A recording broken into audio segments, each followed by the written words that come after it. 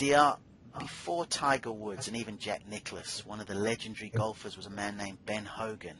And he was an iconic figure, revered for his attention to detail and his ability to almost control a golf ball.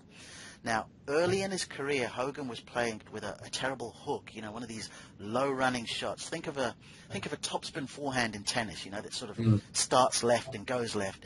So he worked very tirelessly to get the ball to move ever so gently the other way, from left to right. And everyone called it Hogan's secret because, he didn't reveal how he was able to do it. Then he came out with a book called The Modern Fundamentals of Golf, and it was a bestseller. But the actual problem is that most of the amateur golfers would die to be able to hit the ball from right to left, right? The thing that plagued Hogan was the thing that most golfers were in search of. So, of course, when they read his book, they all started hitting it the other way. And in effect, a lot of the leading golfers in the world said that Ben Hogan was responsible for creating a nation of slicers. So where I was coming from with that was, do you think in many ways these modern day gurus and mentors and experts have inadvertently gone ahead and created an online legion of lead generators, when in fact they should be teaching people how to sell and, in your case, get bookings? Yeah, I think that's a really interesting story and a really interesting sort of angle, because there is absolutely an obsession out there of one thing in digital marketing or digital commerce, depending on how you want to look at it, to the exclusion of the basic fundamental idea of something valuable happening in a digital space. So the obsession is all about leads, and the obsession is all about CPA, or cost per acquisition, or cost per lead, and trying to always drive that down, whilst at the same time trying to get as many leads as possible. So there is this absolute obsession, and the industry does seem to realise that online leads are a thing you can get, and there's a way to get them, and you can actually track them and all of that. So there's a measure of accountability for leads, but at the end of the day, the obsession with leads is not about an obsession with an exchange of value. So everybody talks about cost per acquisition, cost per lead, and driving it down. They don't talk about value of leads. How much is the lead worth?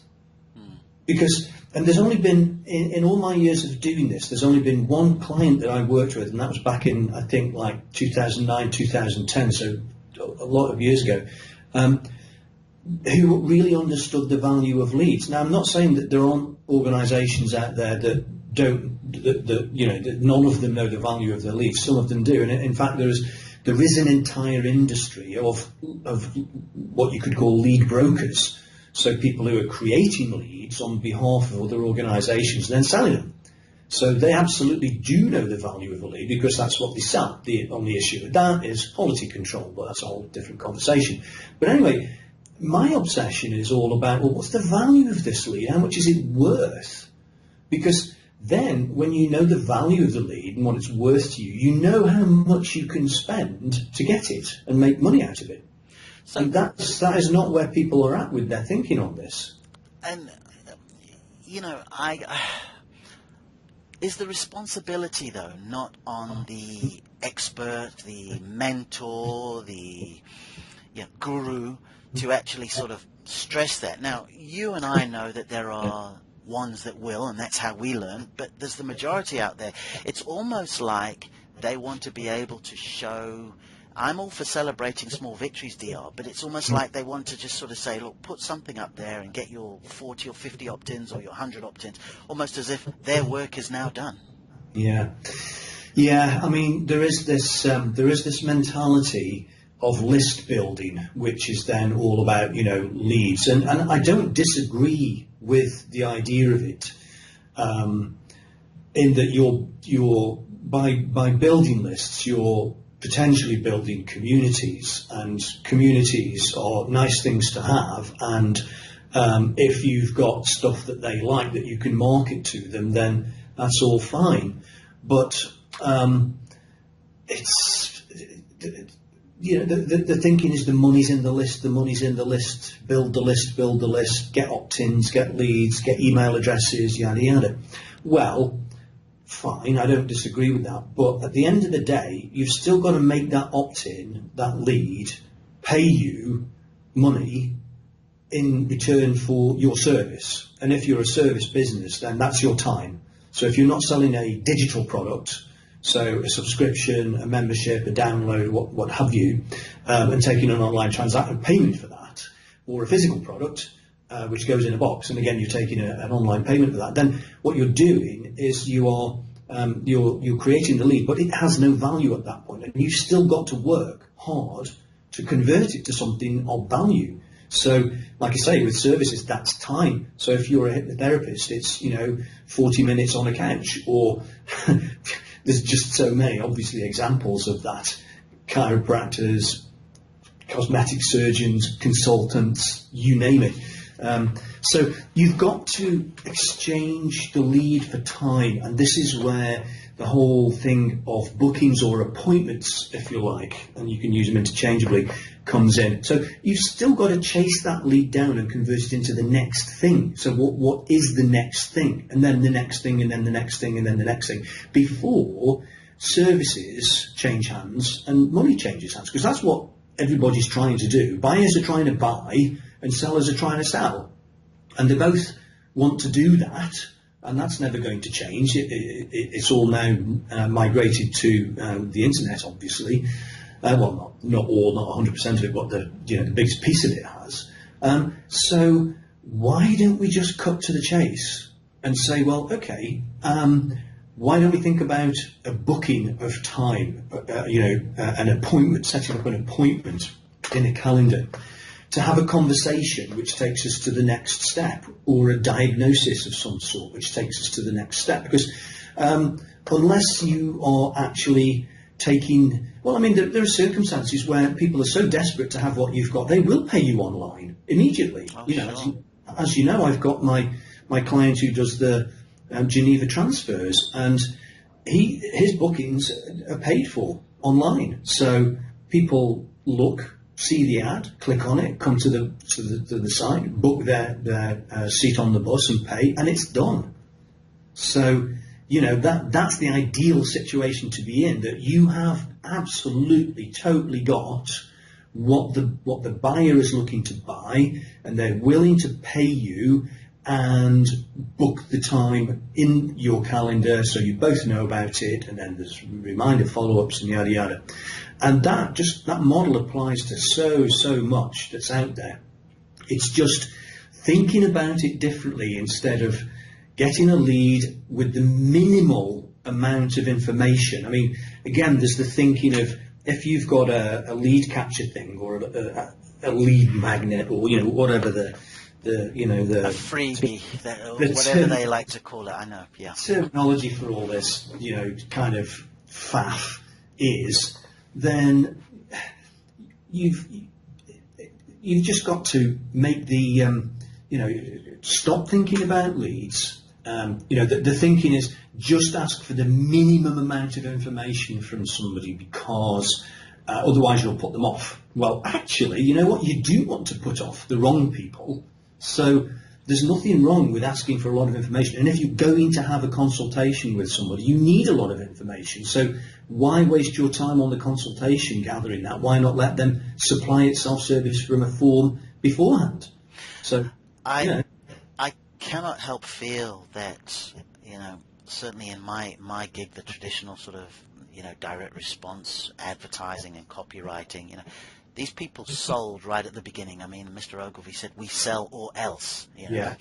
And I just feel that, as you explained, with a booking, there are so many different ways. Your client in Switzerland can have the actual thing, okay, right, book the vehicle and you can pay here.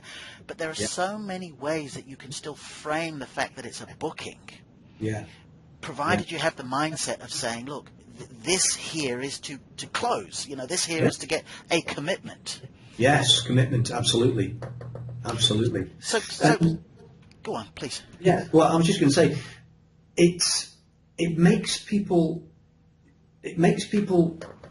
think differently. I did a consultation recently with somebody who I've worked with before, and he had the same sort of thing going on. He used to have an auto detailing workshop in the States, and I helped him with that. And now he's got a beautician thing going on. He's married to a beautician, so they've got a salon. And so I had to again remind him of, get out of your own way, make the process as transparent and as short as possible. Tell people what you've got. You do this waxing treatment in this salon. It lasts this amount of time and it costs this amount of money. And if you want it, you can have it. And here's how you get it. Never mind getting them to opt in and then receive an email with a link to a coupon, which you then go and it's all jumping through hoops and lengthening the supply chain, as I call it, between the first interaction and the money changing hands. Basically, you have got a supply chain going on between the two, and the longer you make that supply chain, the more fragile it is, and the more difficult it is to figure out how it all works, and the longer time it takes, and the more moving parts and things can break, and yada yada. So managing this supply chain is really, really important. And most businesses don't think about it like that at all. And I have to remind them that, well, we're trying to get you to, sell your thing and get paid, and everything else is just in the middle. So get rid of as much as you can, and just make it obvious and happen, and guarantee it, and give testimonials, and just put stuff out there that people are looking for, and then give it to them. Get out your own way. I was actually reading the interview with Mark Ford, former, who used to write under the pen name Michael Masterson, and his book Ready, Fire, Aim. Yes. And what he said was, look, the more traditional type of company or service you have, he says, until you get to $1 million, 80% of your time has to be spent figuring out how to sell that product. Yeah. He says you need to just put everything else aside and work on getting a customer efficiently, and so then, of course, you have the cash flow that will solve all the other kinds of problems. But he's saying 80% of your time just figuring out how to sell. It's almost as though there's an enormous amount of a lack of confidence in the product or service, and people are so nervous about asking for the money, they put all these extra steps in front. I worked with a guy. I think you might know him. I won't name names, but I worked with an organisation who are in education, and it's run by a British guy in Germany, and so he's completely bilingual with it. And this is in the sort of ADD, as they call it, the sort of dysfunctional sort of learning situation that people need help with. And he was obsessed with giving stuff away and building lists and all this. And I said to him, God, you know what? There are people out there, desperate parents, who know they've got this problem with their child and they really want to get help. And your product absolutely does that. So why don't you just sell it to them instead of jumping through hoops of building this list and then following up and following up? The way I think about it is this. If you've, excuse me, and it's been very much on my mind because of the work I've been doing in e-commerce, which is physical products. Because we know with physical products, things like display advertising and remarketing, which is another marketing obsession, just does not work in e-commerce. And the reason for that is when people look for something specific, they want to buy it, they've got the money out, the wallet out, the credit card out, they're ready to buy it, and they will buy it, and 50% plus of people who come to a e-commerce product do buy it. And then, of course, if you try and remarket to these people, they've already bought. they've bought your thing or they bought somebody else's because it was cheaper, faster, easier, whatever, you know. And so that kind of stuff just doesn't work. And the remarketing thing doesn't work.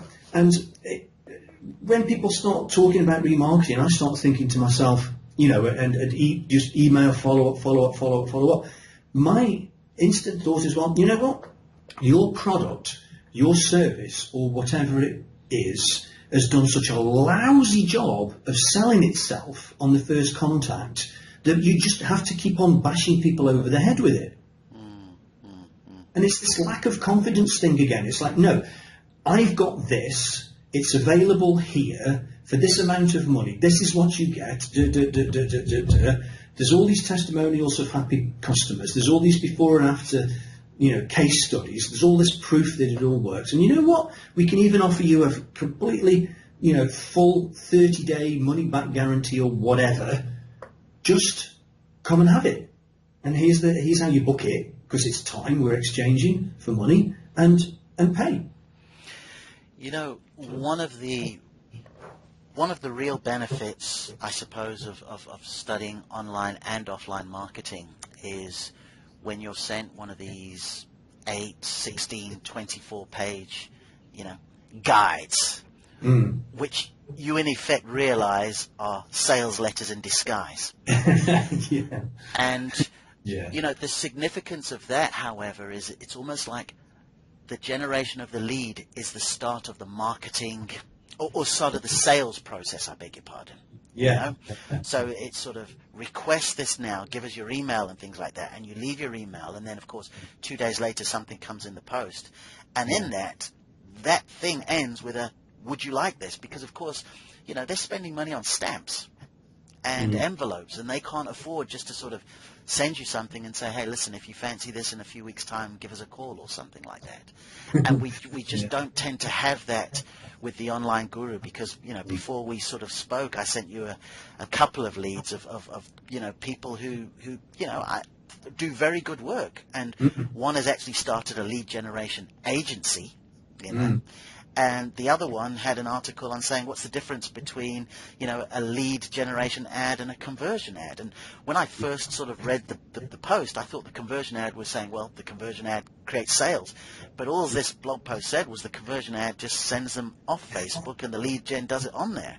And I thought, oh my goodness, you know, I think they're missing a point here. Yeah, so they're both doing the same thing effectively, which is they're talking about leads as though that's the be all and end all of everything, and they're not talking about the conversion of the lead to the exchange of value, and that's the thing. And like I say, you've got to keep the timing of that as short as possible, and the moving parts in between the you know, the initial contact and the final conversion to the sale as short as possible. So and this is the mentality that's out there, the mindset that's out there is it's just this obsession with the, you know, I think you've referred to it in the past as the shy yes, you know, which is to say you put something up, it looks vaguely interesting, and you've got to surrender your email address in return for something or other. Yeah. And I detest that. I really, really completely detest that. I mean, if you look back in the sort of bad old days of the early days of Google advertising, everything was about squeeze pages and this just valueless thing that you can read about, which just teases you and doesn't give you anything. And you've got to surrender your email address to get to even figure out whether it's vaguely of interest and even appropriate to you, you know. And I just think, and Google went with that for some years before they got beat up by the higher powers. And I mean, even Google is, you know, subject to the higher powers of government and what have you, and financial institutions and what have you. But you know, they won't tolerate that kind of nonsense any longer, justifiably so. And really, it's all about proving your value incontrovertibly and making an offer, which is what you have got, and seeing if people want it. Because the sales process, as you know, and as I think we've talked about, is as much a disqualification process as a qualification process. Absolutely, absolutely. The great salespeople were never shy to say, you know what, this isn't for you, you know? Yeah, yeah. I mean, yeah, we're not all things to all people. Yeah. We're not jack of all trades, masters of none. We are specialists in what we do. What we do works for certain organisations and individuals and people and what have you. And we can prove that because we've got case studies and facts and figures and numbers and data and graphs and screenshots and all of that.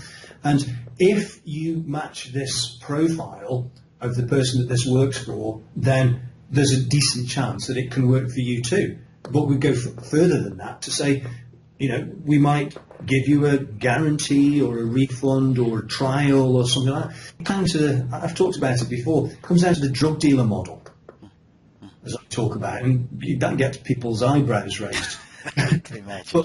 But it is, because the drug dealer model is the best model, best business model going, in terms of you give somebody a trial of something and they love it so much they're hooked and can't do without it any longer, and you say, now give me money, and they do. So just switching a slight direction here, I'm going to read something out to you. As you know, I get a lot of my work through, previous clients, but I also like to go on to a few of the freelancer platforms. And, what was being looked for, I'll just read it out. It said, Google AdWords expert needed. And it said, the goal is to acquire new leads and increase traffic through Google AdWords. Then it says that, when submitting your proposal, we'd like to ask you, do you have at least 1 year of experience with Google AdWords? Now, if this was an entrepreneur or this, we'd have to say you have, look, we need to talk. But dear, this actually, the bit I missed out says we are a marketing service agency. Oh my God. So, we're switching over now to the situation where, once again, that chiropractor, that dentist, that welder are looking for help with this, and then they go to an agency that, in effect, are placing most of their emphasis on new leads and increasing traffic. And you've actually had a story and first-hand experience of somebody who took on, an agency to do various things for him, and it didn't turn out too well. Oh God, no. Exactly, yes. So my favourite hypnotherapy story. So I got an email from a guy who just completely cold emailed me. I don't know where he found me from, but he was obviously looking for something to do with what I do, which is about results. And he emailed me, my agency left me broke. Talk about a subject header. Yeah, and this is exactly what they did. And bless him, he's a really wonderful guy, and he's Harley Street and all of that, really well accredited, and so he's got valuable stuff and he performs a good service. And he looked around and compared agencies. He didn't go into it blind and just pick one at random or just go with the first one he saw. No, these were an RAR accredited agency, and he asked them questions and he looked at other agencies and compared them, and he went with this one, and they spent all his money and they left him with nothing. And so after 3 months he left with nothing, and all his money was gone, and that's all they did, and they just got traffic. And so I said to him, did you ask them what they did? And he said yes. And what he was told was, we've got you all this traffic, we've got you all these visitors, Right. So, and that's all about, again, the bit about getting leads, getting interest, the shy yes, getting people to the page that, the website that the hypnotherapist had. But there was no material result out of the money that he spent and the time that was wasted and all of that. And all he got was a bad experience out of it, and he's perfectly entitled to say, this digital advertising stuff, it just doesn't work. And I'm taking it that in that situation, he paid an upfront management fee, and then in addition to that, he had his advertising spend. Yes, exactly. The usual model, which again is not about performance, it's not about results, it's about speculation. So, I've got a number of sayings I trot out here and there. So one of them is, clicks is for show, but conversions is for dough. Yeah. So you've got to it's no good just getting the click. It's got to be the right click, it's got to be targeted. But once you've got the click, the campaign, the AdWords campaign or the PPC campaign or whatever it is you're doing, this applies, across the board to any form of digital marketing, PPC, paid advertising, Facebook, Bing, whatever. Once you've got the click, the campaign has done its job. It is finished. It's now down. I have got the most amazing comparison.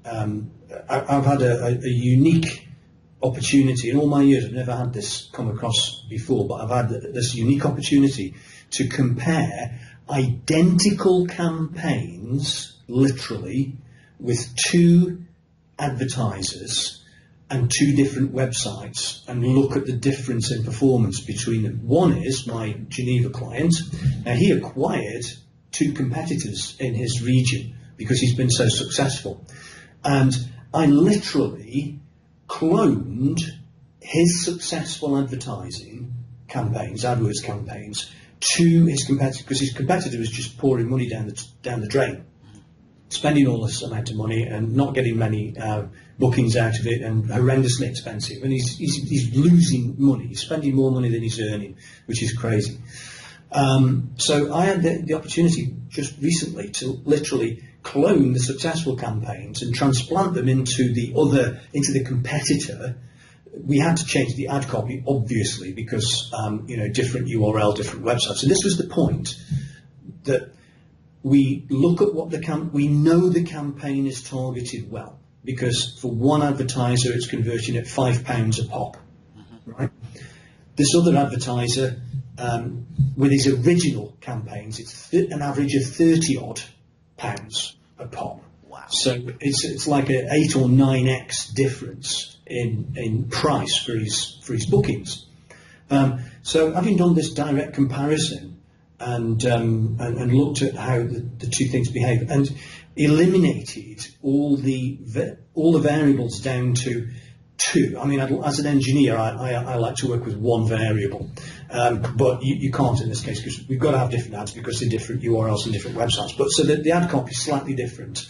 But the main big difference is the website that these targeted clicks are coming to convert the visitor from the campaign to the booking. And we are seeing a difference of 600% in conversion rate and conversion price. And the two are directly correlated. They are cause and effect. This one, I'm just going to look it up actually so that I can tell you definitively what these numbers are, because it's really revealing. So we've got, for the competitor, his click-through rate is nearly 9%, which is a good click-through rate. Yeah. Everything else between them in terms of cost per click and average position that the ad is showing on the page, they're all nominally similar, very little difference between them. So it's not as though one's got really prominent ads and the other doesn't. They're showing in the same positions. My client has got almost double that click-through rate. He's at nearly 16%. So he's got far stronger click-through rate. So, okay, you can argue that his ads are more compelling. That's fine. But getting the click is only the first piece, because you've then got to convert the click, the visitor, into the booking, because that's how you get paid. That's what you're selling, a bum on a seat. Now, the competitor's cost per conversion average is 26.54 euros. 26 euros 54. And my client is 4 euros 31. Wow. Which is like 6 times or 600% cheaper. And it all comes down to it's all revealed in the conversion rate numbers. So the competitor's conversion rate is a dreadful 2.75%. So it's less than 3% conversion rate. So that's converting the click, the visitor, into the booking, into money changing hands. My client's conversion rate, on the other hand, is 17.61%. Wow. So it's almost 6 times different. And if you multiply his cost per conversion by 6, you get pretty much the same amount that the other guy's paying. It's all down to the website conversion rate. Wow. So that's the crucial factor. Of course, behind that is the economics. Yes. It's the money, you know. So this guy spending 26 euros on a booking, and my client's spending less than 5. So think about the economics in that. Yeah. And the ability to sort of, do so much more. Well, this is the point, and this is why my client has been able to acquire competitors and has been able to sell his company. Because he's hugely successful. He really knows his numbers. So, DR, you've clearly sold me that you're not in the lead generation corner of the ring. So tell us about Fully Booked. Okay, so Fully Booked is my book that's coming along. It's up on Amazon and available, so you can go and get it. I'm asking for the measly sum of 99 pence, I think, for it right now, because it's not totally done. I'm adding to it and improving it as we go along. But Fully Booked is all about what every service business in the world wants to see as a result of, his business being successful, which is a full calendar. Because if you're selling services, no matter what they are, you're selling your time. So, you might be a hair appointment or a beauty session or you name it, walk up and down the high street and see how many, stores there are selling services by time and exchange of time. And that's all about putting the time in your calendar when this person who may have already paid you is going to show up and have their nails done or have their hair done or whatever. So you want your calendar full. That's what you're in business to do. It's capacity. You've got capacity. We've all got capacity. We can all do what we do for a certain amount of time, for a certain amount of individuals, and that's our capacity. So you want your capacity all used up, so you're paid. Yes. So it's all about getting your calendar fully booked. So the book is about how we go about doing that in terms of think about campaigns, think about targeting correctly the campaigns, but then think about what your business is actually doing in terms of providing the value that you provide to the people you provide it to. How is that done? In services, it's time. So it's your calendar. That's what you're selling, and you want to see it full. And in addition to the book itself, which, as you said, they can get for 99p via Amazon, there's also some access to you and to a private group. Tell us about that. Yes, if you buy the book, I like to get a review, good, bad, indifferent, whatever, so I can see whether I'm on the right track or not. And people who get the book and leave a review for me on Amazon are entitled to join the Facebook support group. So then you can come in and you can ask whatever questions you want about whatever is going on, because this is the thing that happened to the therapist. The agency doesn't have a vested interest in his business, doesn't have a vested interest in his industry, because they just get paid irrespective. They buy clicks, they sell clicks for Google, they buy clicks on behalf of the therapist, and then their job is done. They have no vested interest in the business and how it works and who the business's ideal customers are and all of this. And that's the most interesting part. Yeah. Is seeing what this business is, what it does, how long it's been doing it for, who does what it does for, who it doesn't do what it does for, how that's delivered, what it looks like, the ins and outs of all of that, what are the problems that it solves for people who are out there. This is all the fascinating stuff. And you actually covered that, didn't you? It sort of prompted you to begin to sort of discuss in some blog posts and what have you about how to actually hire the agency and how to sort of identify some of the questions that they should be asking you, a potential sort of business that's going to bring in an agency, just to know that they are asking the right questions in order to get the best results for you. That's absolutely right. It's you could think of it almost as a buyer's guide, because if you think you want to buy something, then it does you really well if you know the right questions to ask to get the right information that you need to make the best buying decision. because you're going to end up buying something and bringing it home and then plugging it in and finding out, oh, heck, this piece of it's missing, or it doesn't actually do this, and I thought it would. You know, and so we need to know what we don't know. We need to know the questions to ask that we don't know to ask. So my example for the hypnotherapist would be to say, well, okay, Mr. Agency, you look really good on the surface, so how much money did you actually make for a hypnotherapy client? Have you got any hypnotherapy clients? And, you know, how many bookings did you get for them, and how much money did you make for this person in exchange for what he paid you for your fee and for the clicks that he had to buy? And these are the real fundamental questions, and they're very simple, and you have to, there's all this, you know, confusion out there about things that doesn't need to be out there. It's really very simple. It's, as a business owner, you've got to say, okay, I'll pay you this, but what's in it for me? My favourite question, of course, was the one that you asked when you said, you know, has an agency ever spent its own money, or has a consultant ever spent their own money on this themselves? Yes. Yes. I think that will answer so much, just whether it's a yes or a no, wouldn't it? Well, that's an absolutely brilliant example right there, and Google, you know, the great Google themselves are absolutely as guilty of this as anybody else. Which is, if you speak to their consultants, their support people, they will tell you to do this, that, and the other. And the thing is that they've never spent any of their own money on any of this. No Google employee, unless he's gone off and done his own thing because he knows how it all works and is going to, you know, become his own client. No Google employee spends their own money on this stuff, which we as entrepreneurs, if you like, or specialists, we do. So, and got the scars to show for it as well. Absolutely, got the learnings and everything else, got the experience of it to show, because sometimes this stuff works and sometimes it doesn't. You've got to avoid the stuff that doesn't work. And, you know, it's like an agency will say, oh, we do everything for everyone. The favourite term that they use that I really detest is this, we're a full service agency. We do PPC, we do SEO, we do Facebook, we do your website, we do everything, you know.